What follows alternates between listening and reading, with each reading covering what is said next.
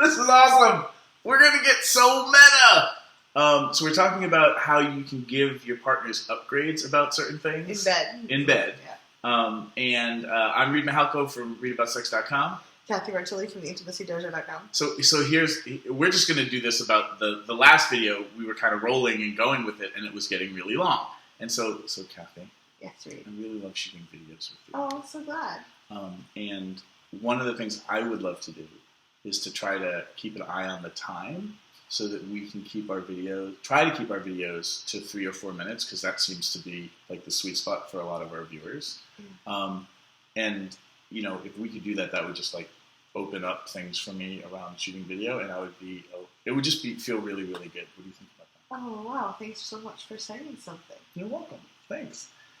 That's role modeling the appreciation sandwich. I would like to role model them with a man talking about touch, because I think a lot of men are role modeled that the society is like, you're supposed to be tough, you're not supposed to ask for what you want, You're just supposed to be turned on by whatever happens. Yeah, and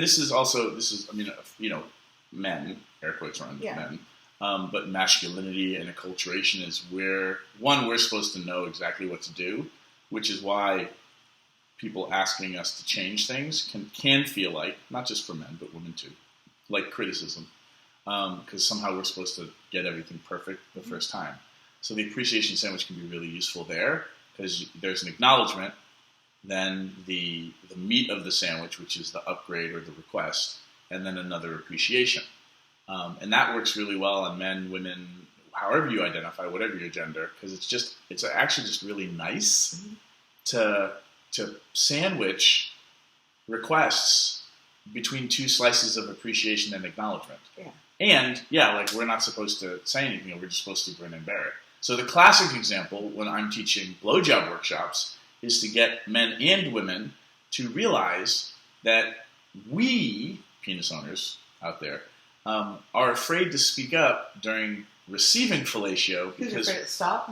Yeah, we're afraid we're going to say the thing that is going to stop all blowjobs forever from occurring to us. So the stakes are high.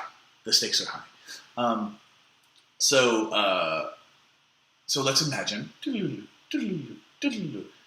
is post-fellatio, during fellatio.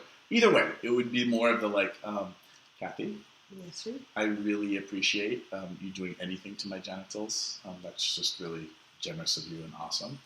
And what I want to ask is, there's something that's happening with it feels like the back of your teeth on my cock, and I need to try to figure out maybe it's a position thing, or maybe it's I would like less teeth, and I know that that's a tricky thing, so I would love to explore different positions to see if we can figure out why and when that's happening. So would you be willing to geek out with me about that? Certainly. That would be awesome. Thank you. Now would you please tell everybody that I don't use too much teeth when I reflex? I can't. I mean, your mileage may vary. I don't know. But you know how to talk to Cathy. Oh my God! You wanted a role model? I know, but this is the thing.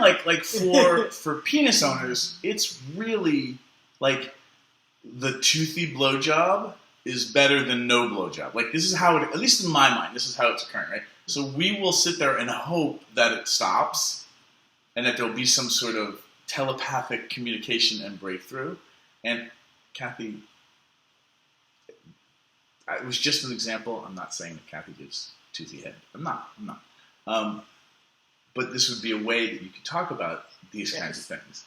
The other thing would be, in the moment, understanding that it's going to be tricky because, for me, I'm in that place of I don't want to say the wrong thing. Right.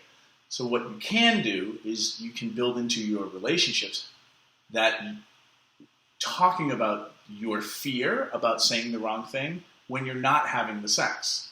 So you're like, hey, there's a thing that I just want to share about me, that a place I go when I'm in having sex is I'm afraid I'm going to say the wrong thing, and that there's never going to be any sex for me ever again.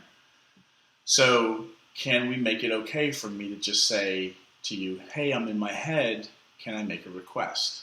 And I honestly would rather know during sex, because if I'm trying to please someone, am like going down on someone, I want them to enjoy it. Mm-hmm. And it might be that I'm getting tired. The reason for the angle might be bad or whatever. So knowing right away that there's a problem.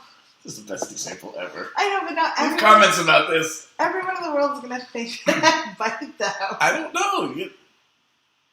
I haven't had reports of biting.